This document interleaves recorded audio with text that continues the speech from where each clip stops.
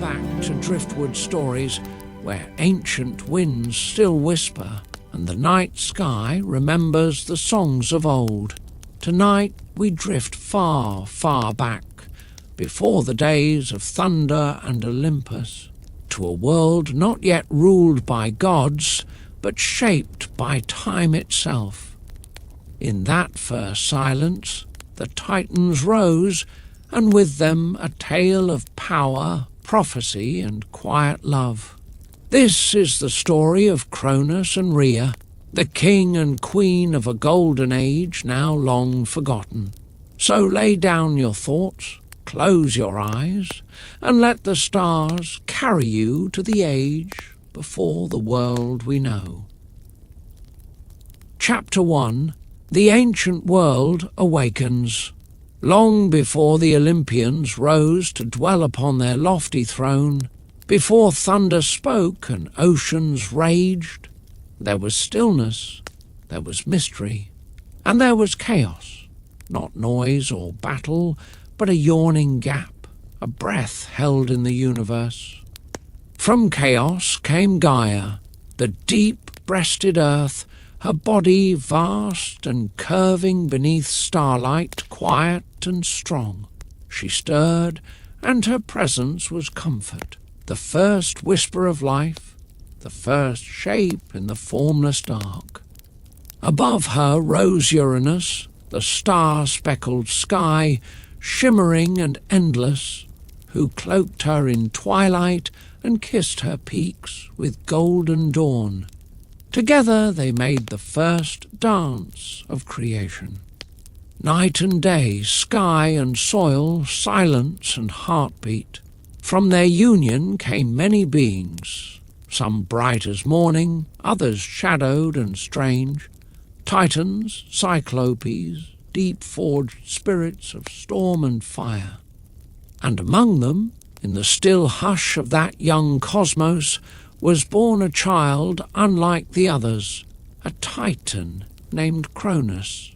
He watched with eyes like obsidian mirrors as the stars spun overhead. He listened to the earth beneath him, learning the deep, slow speech of stone. In him stirred ambition, and something quieter still, the ache to shape the world, to carve something lasting from the clay of time. But this world, though new, was not gentle. Uranus, the sky, feared his children and forced them back into Gaia's womb, burying them in her deep caverns where they writhed in silence. And Gaia, though strong, wept. Her sorrow was heavy, her pain a slow quake through mountains. In her heart she cradled a seed, not of revenge, but of change. A new rhythm, a shift in power. And so, from the silence of the earth and the cold gleam of the stars, a story began. The story of Cronus and Rhea and the golden age that rose, only to fall like a leaf in autumn wind. Close your eyes, dear listener. The earth beneath you is old. The stars above you remember. Let us journey there, where time was not yet time, and the Titans reigned beneath a sky edged with silver. Chapter 2.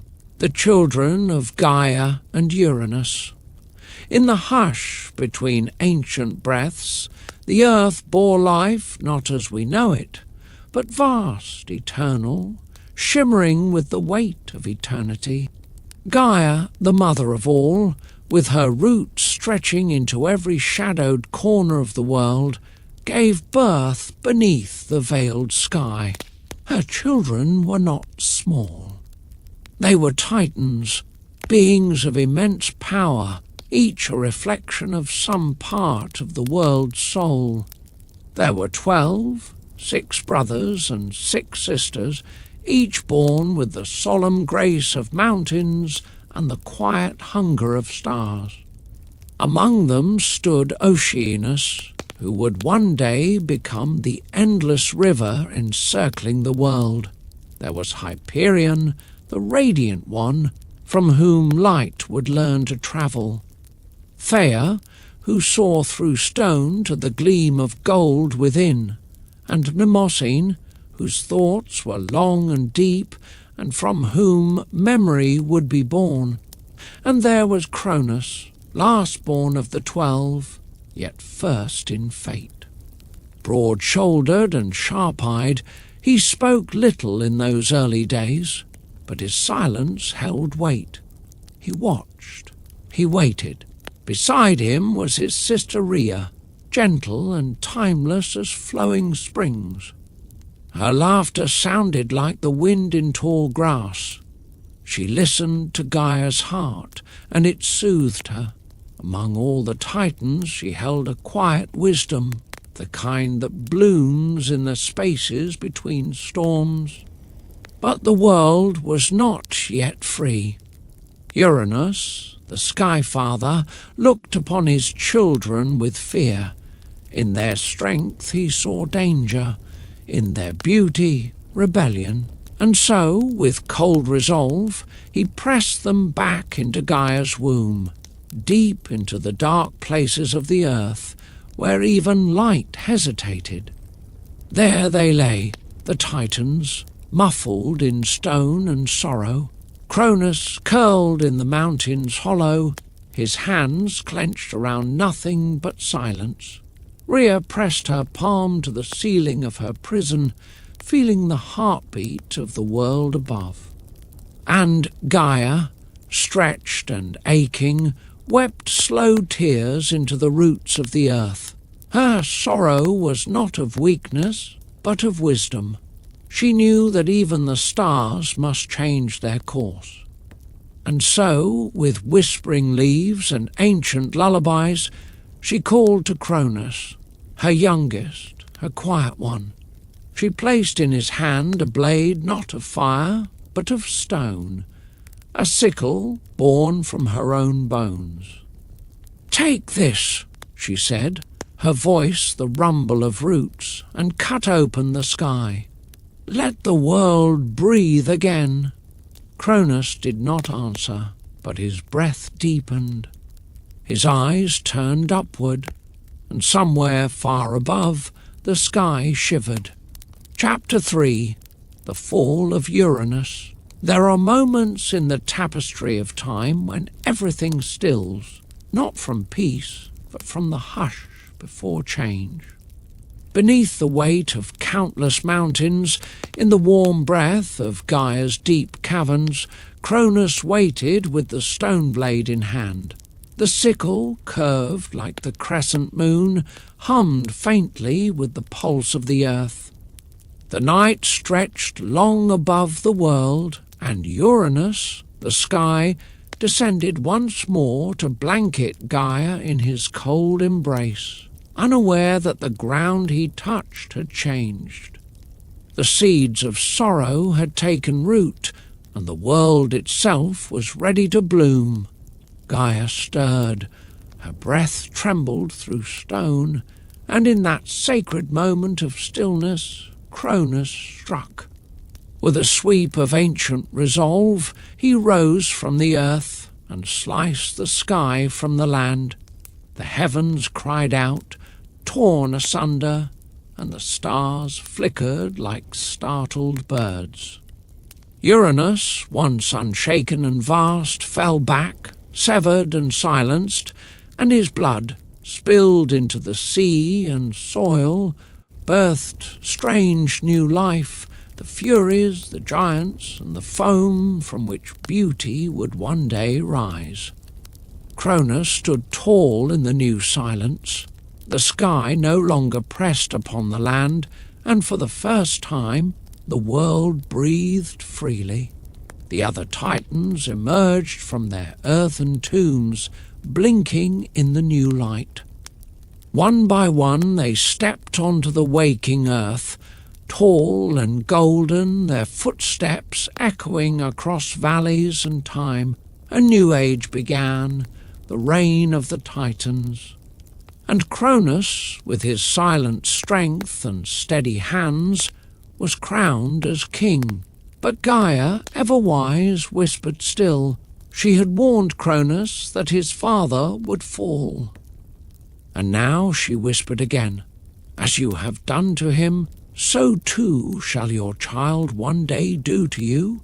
Cronus did not speak of it. He cast the sickle into the depths of the sea and turned his face from the stars. By his side stood Rhea, her eyes soft with light and sorrow. She reached for his hand, grounding him with the warmth of her presence. Together they began to build a world, a golden world, radiant and vast. But shadows, like seeds, are quiet in the beginning. Chapter 4. The Golden Age of the Titans. So began the Golden Age, when Titans walked the world not as rulers of mortals, but as stewards of nature's deepest breath. Under Cronus's reign, time flowed gently, not with clocks or calendars, but with the swelling of fruit, the changing winds, and the hush between dawn and dusk. The world thrived in stillness. There was no war, no sorrow, no aging, no death. Trees bore fruit in endless cycles. Fields danced with golden grain. Rivers sang without fury, and animals lived in harmony, unafraid. At the heart of this age stood Cronus, tall as a mountain ridge, his brow thoughtful beneath the weight of the sky he no longer feared. Beside him, ever calm, was Rhea, his sister, his queen, her laughter as soft as falling petals, her steps leaving flowers in her wake. Together they brought balance. Cronus brought the rhythm of seasons, the silent law of time.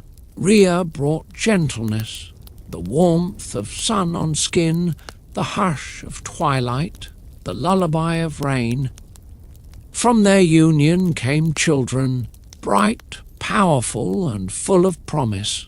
Hestia, goddess of the hearth; Demeter, bringer of the harvest; Hera, noble and proud.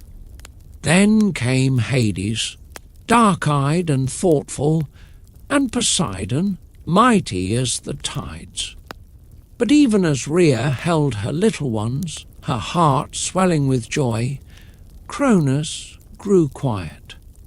The old prophecies stirred in his memory, whispered by Gaia's roots, etched in the stars above. Your child shall rise against you, as you rose against your father. Each time a new life opened its eyes, Cronus looked not with pride, but with a flicker of fear. He smiled gently, but inside the seeds of doubt were growing. Still the world turned, and golden peace continued. Mortals, simple, shining beings, wandered the meadows in song.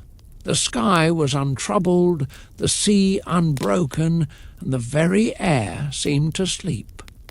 Yet in the stillness of that age, not all was as it seemed, for even in golden soil shadows can take root, and in the heart of the earth Gaia listened. She heard the silence that was growing inside Cronus, and she wept once more. Chapter 5. A Prophecy of Fear. Even in the golden stillness of that ancient time, not all hearts were quiet. Cronus, ruler of the Titans, bearer of time's first rhythm, sat alone beneath a silver-bulbed tree where the sky touched the mountains. His eyes turned toward the heavens he had once torn asunder, but now he did not look with pride. He searched endlessly for signs. For fate does not forget.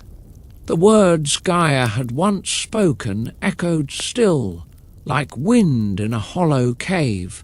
As you have done to your father, so too shall your child do to you." At first he had dismissed the fear, a passing mist in a sunlit valley. But now, with each child born, the mist thickened. Hestia, soft and warm, had wrapped her tiny fingers around his thumb, and for a moment the fear had loosened. Demeter, whose laughter caused flowers to open, had lulled his heart. Hera, regal even as a babe, had laid her cheek upon his chest. And still the shadow grew. What if it was this one, or the next? What if the prophecy lived behind one of their smiles? So, when Hades was born, with quiet eyes, black as the chasm beneath the world, Cronus hesitated. The fear trembled louder, and when Poseidon cried, thrashing like a storm in a newborn's cradle, Cronus knew he could not take the chance. So he swallowed them. One by one, he pressed his lips to their foreheads, whispered ancient words of sleep, and with a sorrow sealed behind a king's calm face, he opened his throat and hid them within himself, burying them in his belly where time folds and space forgets. The earth did not scream, the sky did not weep, only Rhea did, quietly in the shadows of the mountains, her tears soaking moss and stone. She pleaded with him, arms empty, heart breaking, but Cronus would not bend. His face was stone, his heart a clock wound tight by fear. "I do this," he said softly, "so that peace may last, but peace built on terror is no peace at all." Rhea walked the earth alone after that, her voice a lullaby to the wind. She sang to the stars, to the rivers, to the children she could not hold. And Gaia, the earth, heard. Beneath the mountains, within her roots, she stirred once more. And in the golden silence of that age, a plan began to blossom. Ancient, gentle, and full of hope. Chapter 6. Rhea's Sorrow. The world still shone, fields golden with wheat, oceans smooth as polished glass, stars wheeling overhead like silver lullabies. But in Rhea's heart the golden age had ended. She walked among valleys and forests with quiet grace, yet her arms hung empty. No cradle rocked beneath her touch. No child's breath warmed her breast. Her little ones, Hestia, Demeter, Hera, Hades and Poseidon, all gone, swallowed by their own father. Each time a child had come, she had wept with joy. Each time Cronus had come with soft words and careful steps, and each time he had stolen them into his belly, sealing fate with a kiss. And so the world knew peace. But at a terrible price. The mortals sensed it too. They did not know the sorrow's shape, but in the breeze they felt the hush of morning. Birds sang less brightly. Flowers opened a little slower. The earth exhaled with a sigh. Rhea would sit by the riverbank, singing to the water that remembered the sound of her children's names. She would lay her hands upon the soil, begging Gaia to speak, and Gaia, ancient and tender, did. "Daughter, the time has come," the earth murmured, her voice like roots stirring beneath moss. "One more child you shall bear, and this time we shall keep him safe." Hope stirred within Rhea, soft and trembling like a leaf beneath rain. When at last she felt life blooming once more within her, a final child, quiet and strong, she did not tell Cronus. She walked far and quietly, past mountains and streams, until she reached the Isle of Crete, hidden in the arms of the sea. There, beneath a cave roof carved by time, she gave birth to a boy, bright-eyed, soft-skinned, his cry like thunder wrapped in silk. Zeus! She held him close, whispering all the names of his lost siblings into his tiny ears, cradling him in ancient lullabies. Around them bees gathered honey from wildflowers. Nymphs danced among the shadows, and the goat Amalthea offered her milk, warm and sweet. Then, with a heart split in two, half joy, half aching grief, Rhea swaddled a stone in cloth and carried it to Cronus. He took it gently, as always. He whispered the same blessing, kissed the wrapped bundle, and swallowed it whole. He did not know. Not yet. And far across the sea, in a cave lined with glowing moss and humming with ancient lullabies, the true child, the future god, drifted into sleep, his breath soft, his fate vast. The world turned quietly once more, but deep beneath its silence, destiny stirred. Chapter 7, The Secret Birth. Far from the halls of the Titans, across the silver-blue Aegean Sea, lay the island of Crete, lush, wild, and cradled by whispering waves. There, hidden in a sacred cave upon the slopes of Mount Ida, Rhea gave birth not only to her final child, but to the turning of the age. The cave was warm and alive. Moss glowed faintly with ancient light, and gentle breezes stirred the ferns that curled along its mouth. The earth herself had shaped it, a cradle of stone and shadow, secret and safe. And there, wrapped in wool as soft as clouds, eyes wide and starlit, was the newborn god, Zeus. He did not roar nor strike the ground with lightning. He simply breathed, steady, curious, patient, as though he knew his time had not yet come. Around him danced the Curetes, young guardians of the island, who clashed their bronze shields and stamped their feet in wild rhythms to mask the infant's cries from Cronus's ears. Their dance was thunderous, joyful, a lullaby of iron and movement. The goat Amalthea, gentle as moonlight, nursed the child, her milk warm as morning sun.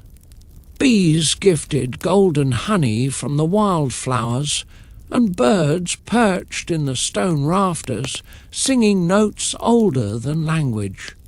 Rhea, now a mother once more, lingered by her son's side each dawn and dusk. She sang not only to him, but to the cave, to the stars beyond, to her children lost, her voice soft as a breeze stirring olive leaves. She planted a hidden hope in Zeus, not of vengeance, but of renewal. "You are the breath after silence," she whispered, "the light after long twilight. One day you will set the world to rights." Meanwhile, Cronus, high upon his celestial throne, sat satisfied and serene. The stone he had swallowed rested heavy in his belly, and he felt no tremor of deceit. The world, he believed, was still, but Gaia knew better. So did the stars, which now turned with quiet purpose. Even time itself, once obedient to Cronus's will, began to lean, ever so slightly, toward change. And in the secret quiet of Crete, Zeus grew, not in haste, but in harmony. His laughter warmed the stones, his touch stirred the leaves. He learned the songs of nymphs, the silence of trees, the wisdom of earth and sky. The golden age still shimmered, but its light, like dusk, had deepened. The reign of the Titans stood tall, and in the cave below the first breath of Olympus rose like morning mist. Chapter 8. Sleep beneath ancient stars. Night falls gently over Crete. The cave is quiet now, save for the rhythmic breath of a sleeping child and the whisper of leaves swaying in the warm sea breeze. Overhead the stars shimmer like old memories, glowing with stories not yet spoken, destinies not yet woven. Zeus lies nestled in soft wool, a golden curl resting against his cheek, one tiny hand curled around a pebble smooth from mountain streams. Around him the world hushes, as though even the air itself dares not wake the future. Beyond the cave, high in the firmament, Cronus still sits upon his throne, mighty, eternal, and unaware. The weight of time bows his shoulders, though he does not yet know why. His rule remains unchallenged. The world, by all appearances, is still at peace, but deep beneath that surface the wheel has begun to turn. In dreams, Rhea stands at the edge of the sea, watching waves curl like question marks upon the shore. She does not speak, but the ocean listens. Her heart, though worn, holds a quiet, enduring flame, a mother's hope that burns gently, never harsh, and somewhere, far from thrones and sickles, the earth itself hums a lullaby. It speaks not in words, but in rhythm, the pulse of change, of seasons yet to come, of gods yet to rise. One day this child, this hidden flicker of dawn, will grow. He will challenge the old world, not out of wrath, but out of balance. He will free his swallowed siblings, face his father, and raise a new home in the clouds. But not yet. Tonight he dreams. The stars above him remember. The earth beneath him holds him close. And we too drift now with him into rest. Let go of the day. Let the wind be soft in your ears. Let the stars keep watch above, for you are cradled in myth, wrapped in time and carried gently to sleep.